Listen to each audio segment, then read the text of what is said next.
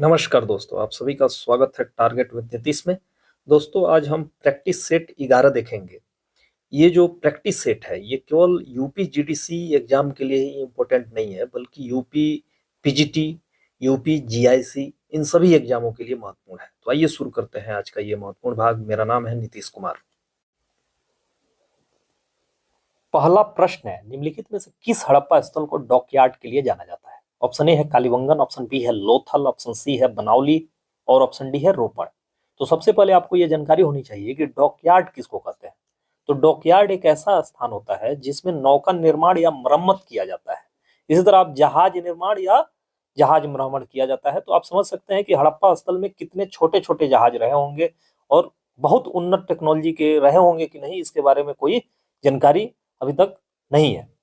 तो हड़प्पा स्थल को डॉकयार्ड के लिए किस स्थान का प्रयोग किया जाता था? तो लोथल जो था हड़प्पा स्थल का, वो डॉकयार्ड के लिए यूज किया जाता था। इसी तरह सिंधु घाटी सभ्यता टर्म किसने दिया था? जॉन मार्शल ने दिया था। जॉन मार्शल ने सबसे पहले सिंधु घाटी सभ्यता शब्द दिया था और मोहनजोदाड़ो की खोज आर.डी. बनर्जी ने की थी। इसी तरह सिंधु घाटी सभ्यता का एक स्थल है बनावली, जो फतेहाबाद हरियाणा में है। ये बहुत बार प्रश्न पूछा गया है कि बनावली जो है कहाँ है, तो फतेहाबाद हरियाणा में। और कालीबंगन का अर्थ क्या है? यहाँ पे काली चूड़ी। तो राइट आंसर क्या हो जाएगा इसका? बी।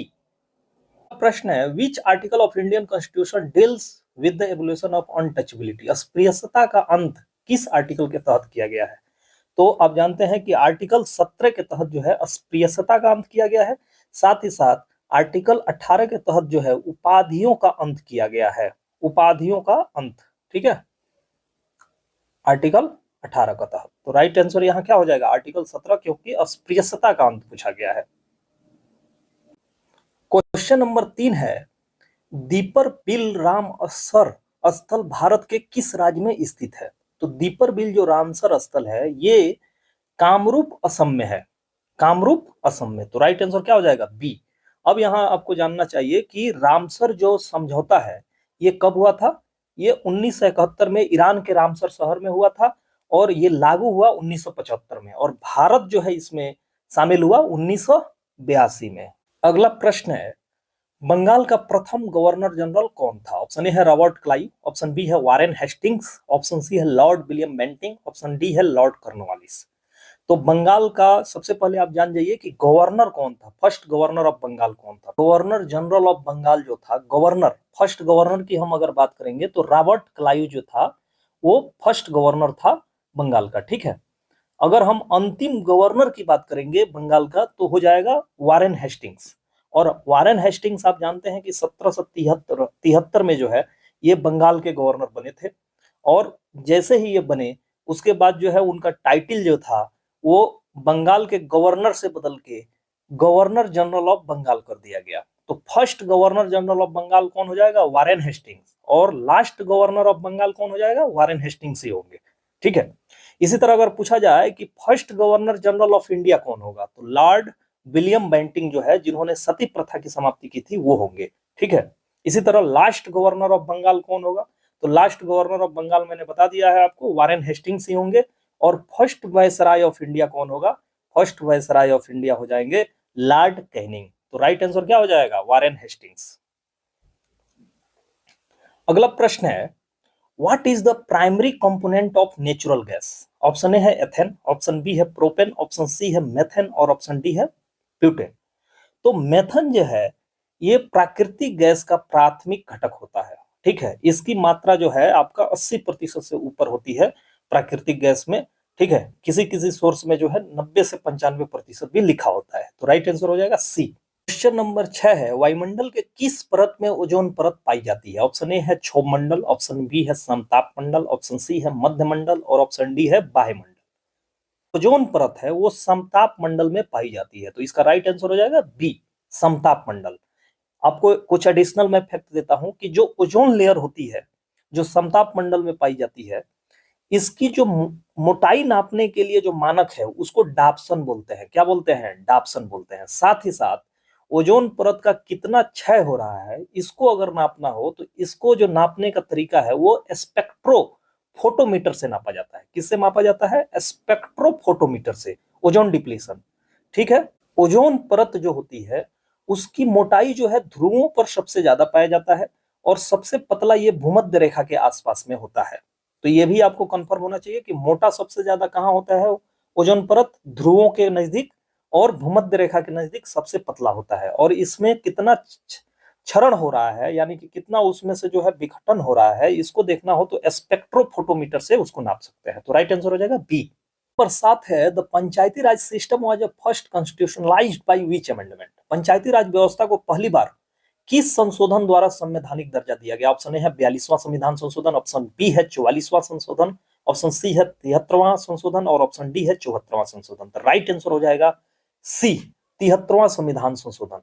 और पंचायती राज व्यवस्था जो है 24 अप्रैल 1993 को जो है लागू हुई थी और इसके माध्यम से जो है 73वें संविधान संशोधन के माध्यम से संविधान में पार्ट जो है 9 जोड़ा गया और 11वीं अनुसूची जोड़ी गई, जिसमें कितने सब्जेक्ट थे? 29, 9 2 11, यानी कि 11वीं अनुसूची में 29 सब्जेक्ट थे। इसी तरह अगर 74वें संविधान संशोधन की बात की जाए तो ये भी 1992 में आया था, लेकिन लागू जो है 1 जून 1993 को हुआ था। कब हुआ था? 1 जून 1993 को, जिसके माध्यम से शहरी निकाय का गठन किया गया था। शहरी स्थानीय निकाय का गठन किया गया था, जिसको अर्बन लोकल बॉडीज भी कहते हैं, अर्बन लोकल बॉडीज भी कहते हैं। इसमें जो है पार्ट 9 ए जोड़ा गया और 12वीं अनुसूची जोड़ी गई थी, जिसमें कुल 18 सब्जेक्ट थे। तो ये आपको एडिशनल फैक्ट है। तो राइट आंसर हो जाएगा सी। प्रश्न है, वायुमंडलीय दाब नापने के लिए किस यंत्र का उपयोग किया जाता है? Option A hygrometer, option B है बैरोमीटर, ऑप्शन सी है एनीमोमीटर, ऑप्शन डी है एल्टीमीटर। तो बैरोमीटर जो है ये वायुमंडलीय दाब मापने के लिए प्रयोग किया जाता है। वहीं अगर हाइग्रोमीटर की बात की जाए तो ये वायुमंडलीय आर्द्रता नापता है। एनीमोमीटर की बात की जाए तो एनीमो जो है ये हवा की स्पीड और डायरेक्शन नापने के लिए प्रयोग किया जाता है। और अल्टीमीटर जो है विमानों की ऊंचाई, कितने ऊंचाई पर उड़ रहा है, उसको मापने के लिए अल्टीमीटर का किया जाता है प्रयोग। ठीक है, तो राइट आंसर हो जाएगा बी, राइट आंसर हो जाएगा। नंबर 9 है, भारतीय राष्ट्रीय कांग्रेस ने किस अधिवेशन में पूर्ण स्वराज का प्रस्ताव पारित किया? ऑप्शन ए है कलकत्ता अधिवेशन 1928, ऑप्शन बी है लाहौर अधिवेशन 1929, ऑप्शन सी है कराची अधिवेशन 1931 और ऑप्शन डी है लखनऊ अधिवेशन 1916।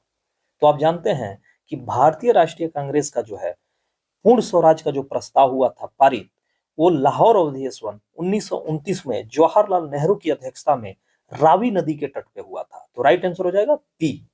क्वेश्चन नंबर 10 है, निम्नलिखित में से कौन सा भारत में एक प्रत्यक्ष कर है? ऑप्शन ए है जीएसटी, ऑप्शन बी है कस्टम ड्यूटी, ऑप्शन सी है इनकम टैक्स, ऑप्शन डी है एक्साइज ड्यूटी। ठीक है, तो जो आयकर होता है वो प्रत्यक्ष कर होता है, क्योंकि इसके प्रभाव में जो है जिससे भी वसूला जाएगा वो डायरेक्ट प्रभावित होता है। ठीक है, डायरेक्ट टैक्स में क्या क्या आ जाएगा? इनकम टैक्स आ जाएगा, कॉर्पोरेट टैक्स आ जाएगा और वेल्थ टैक्स आ जाएगा। ठीक है, ये डायरेक्ट जो है उसी व्यक्ति से वसूला जाता है जिससे, या उसी कारपोरेट से वसूला जाता है जिससे, जिसका होता है और वो डायरेक्ट प्रभावित होता है इससे। ठीक है, तो राइट आंसर क्या हो जाएगा? सी, इनकम टैक्स। क्वेश्चन नंबर 11 है, निम्नलिखित में से कौन सतपुड़ा श्रेणी की सबसे ऊंची चोटी है? तो सतपुड़ा श्रेणी की सबसे ऊंची चोटी कौन सी है? धूपगढ़ जो है ये सतपुड़ा श्रेणी की सबसे ऊंची चोटी है। अगर गुरु शिखर की बात की जाए तो ये अरावली की सबसे ऊंची चोटी है।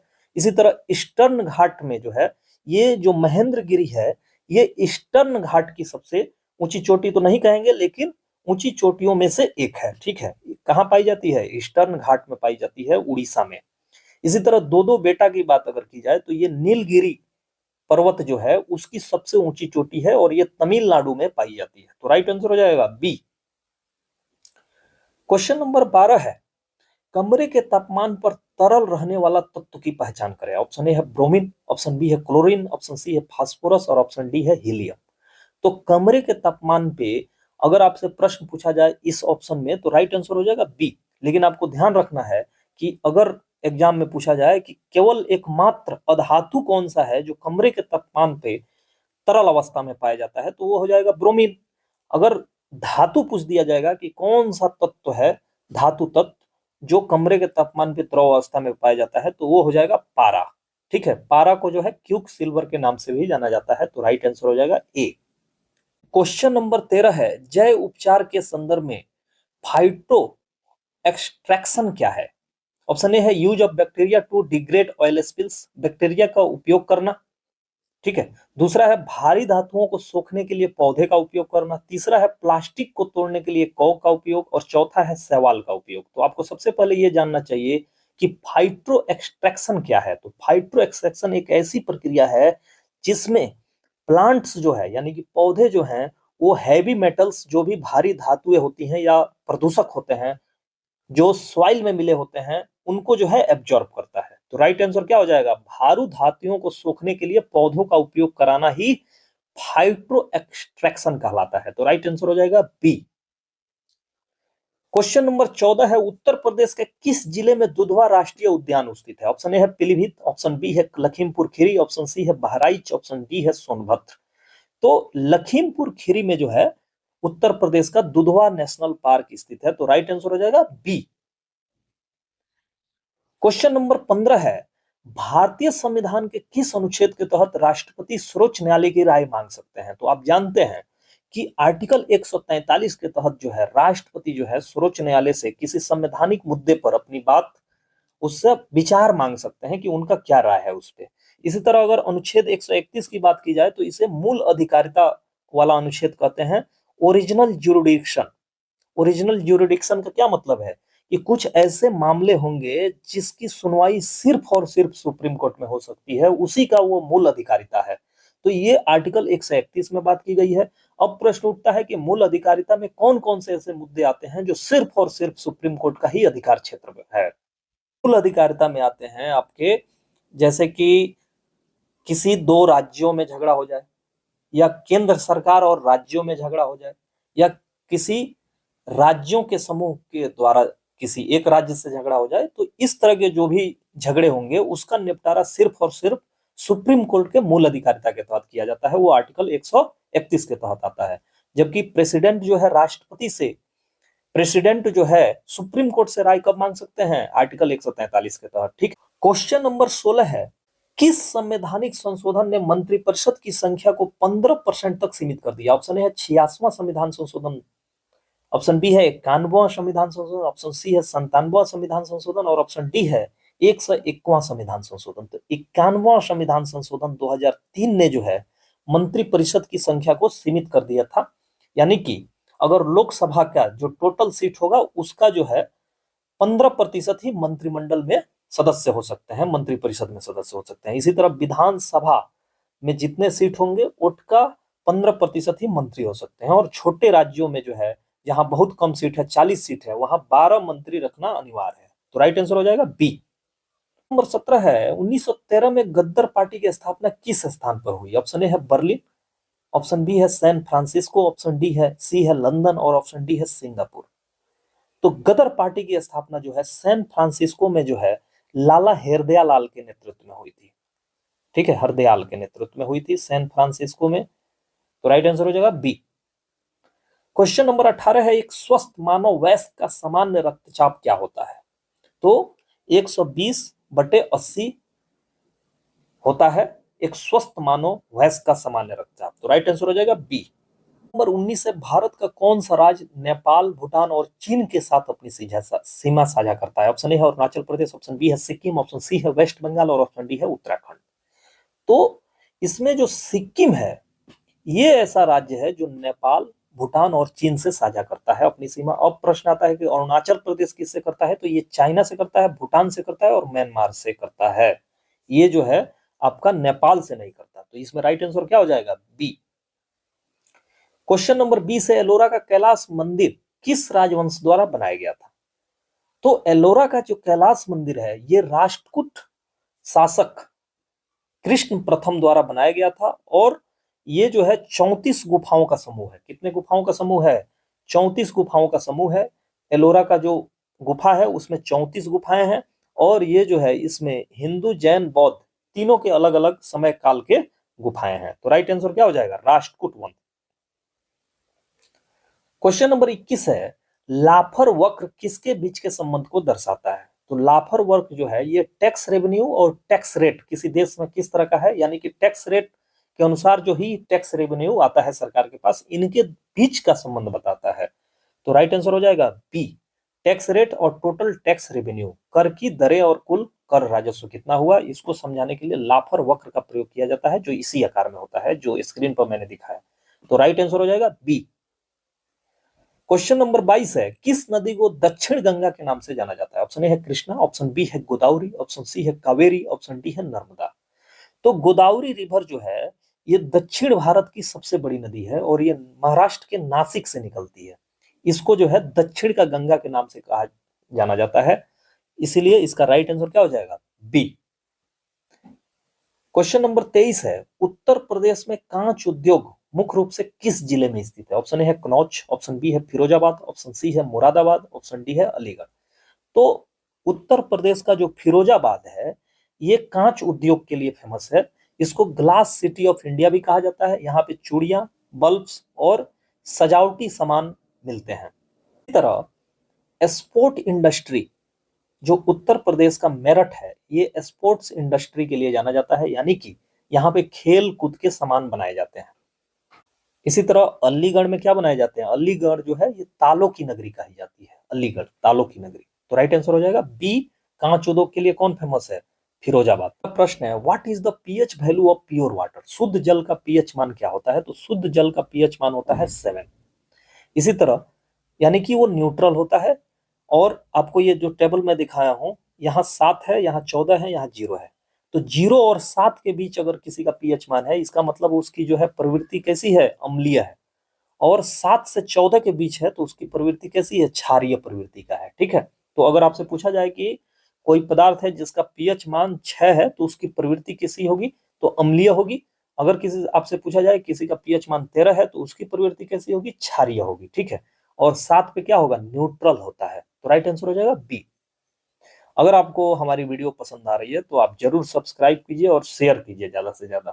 क्वेश्चन नंबर 25 है, मुगल साम्राज्य की प्रशासनिक इकाइयों को अवरोही क्रम में व्यवस्थित करें। ऑप्शन ए है सरकार सूबा परगना, ऑप्शन बी है सूबा सरकार परगना, ऑप्शन सी है परगना सरकार सूबा और ऑप्शन डी है सूबा सरकार परगना सरकार। तो मुगल साम्राज्य की प्रशासनिक इकाई में सबसे बड़ा सूबा होता था, उसके बाद सरकार आता था, उसके बाद परगना आता था। तो राइट आंसर हो जाएगा बी। यहाँ पे मैंने दिखा दिया है, सूबा का मतलब होता है प्रांत मुगल साम्राज्य में, जिसका मुखिया कौन होता था? सूबेदार होता था। इसी तरह जो है डिस्ट्रिक्ट जो है वो सरकार कहलाता था, जिसका मुखिया क्या होता था? फौजदार होता है। और जो परगना होता था वो आपका सब डिस्ट्रिक्ट होता था, जिसका मुखिया क्या होता था? सिकदार। और विलेज का मुखिया मुकद्दम होता था, हेडमैन ऑफ विलेज जिसको बोला जाता है। तो राइट आंसर यहाँ क्या हो जाएगा? बी। क्वेश्चन नंबर 26 है, the eco mark is given by the government of India to products that are. Bharat सरकार द्वारा इको मार्क उन उत्पादों को दिया जाता है जो इन्वायरमेंट फ्रेंडली होते हैं, यानी कि पर्यावरण के अनुकूल होते हैं, उनको इको मार्क दिया जाता है। तो राइट आंसर हो जाएगा बी। ठीक है। राइट आंसर क्या हो जाएगा? बी। क्वेश्चन नंबर 27 है, ब्रह्म समाज के संस्थापक कौन थे? ऑप्शन ए है स्वामी दयानंद सरस्वती, ऑप्शन बी है राजा राम मोहन राय, ऑप्शन सी है स्वामी विवेकानंद और ऑप्शन डी है ईश्वर चंद्र विद्यासागर। तो ब्रह्मा समाज के संस्थापक जो है राजा राम मोहन राय थे। इन्होंने 1828 में कोलकाता में जो है ब्रह्मो समाज की स्थापना की थी। तो राइट आंसर हो जाएगा बी। क्वेश्चन नंबर 28 है, कौन सा सिद्धांत बताता है कि कोई भी दो प्रजातियां अनिश्चित काल तक एक ही निकेत पर कब्जा नहीं कर सकती? तो ये जो गॉस का नियम है ये बताता है कि कोई भी प्रजातियां अगर किसी वस्तु को प्राप्त करना चाहती हैं तो वो दोनों लड़ते लड़ते एक उसमें विजेता बन जाएगा और एक जो है बाहर हो जाएगा। इसको जो है हम गॉस प्रिंसिपल कहते हैं। तो राइट आंसर हो जाएगा बी। क्वेश्चन नंबर 29 है, ब्रिटिश काल में रैयतवाड़ी प्रणाली किसके द्वारा शुरू की गई थी? ऑप्शन ए है लॉर्ड कॉर्नवालिस, ऑप्शन बी है थॉमस मुनरो, ऑप्शन सी है हॉल्ट मैकेंजी, ऑप्शन डी है लॉर्ड वेल्सली। तो भारत में रैयतवाड़ी व्यवस्था जो है ये शुरू किया गया था आपका थॉमस मुनरो और अलेक्जेंडर रीड के द्वारा। तो राइट आंसर यहाँ क्या हो जाएगा? बी हो जाएगा। और आप देख लीजिए कि जो साउथ का इलाका था वहां रैयतवाड़ी व्यवस्था था। इस व्यवस्था में जो है किसान ही मालिक होता था, रैयत मतलब किसान। इसी तरह जमींदारी व्यवस्था जो थी ये जो है इस इलाके में थी पूर्वी भारत में। और पश्चिमी भारत में जो थी वो महालवाड़ी व्यवस्था थी। यहाँ जो है गांवों का समूह जो है वो खुद कर देता था, यानी कि मुखिया आप समझ लीजिए, जो गांव का मुखिया होता था वो डायरेक्ट जो है कर देता था यहाँ जो है किसान और अंग्रेजों के बीच डायरेक्ट संबंध था और जमींदारी व्यवस्था में जमींदार देता था। तो राइट आंसर हो जाएगा बी, थॉमस मुनरो और अलेक्जेंडर रीड।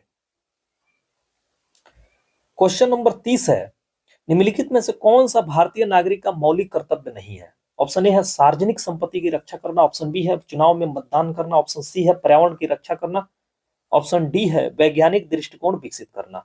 तो चुनाव में मतदान करना जो है ये भारतीयों का जो है मौलिक कर्तव्य नहीं है। ठीक है, तो ये रहे आज के 30 महत्वपूर्ण प्रश्न। आपको कैसा लगा कमेंट सेक्शन के माध्यम से जरूर बताइएगा। इस एपिसोड से दीजिए इजाजत, नमस्कार। क्वेश्चन नंबर 9 है, भारतीय राष्ट्रीय कांग्रेस ने किस अधिवेशन में पूर्ण स्वराज का प्रस्ताव पारित किया? ऑप्शन ए है कलकत्ता अधिवेशन 1928, ऑप्शन बी है लाहौर अधिवेशन 1929, ऑप्शन सी है कराची अधिवेशन 1931 और ऑप्शन डी है लखनऊ अधिवेशन 1916। तो आप जानते हैं कि भारतीय राष्ट्रीय कांग्रेस का जो है पूर्ण स्वराज का जो प्रस्ताव हुआ था पारित, वो लाहौर अधिवेशन 1929 में जवाहरलाल नेहरू की अध्यक्षता में रावी नदी के तट पे हुआ था। तो राइट आंसर हो जाएगा बी। क्वेश्चन नंबर 10 है, निम्नलिखित में से कौन सा भारत में एक प्रत्यक्ष कर है?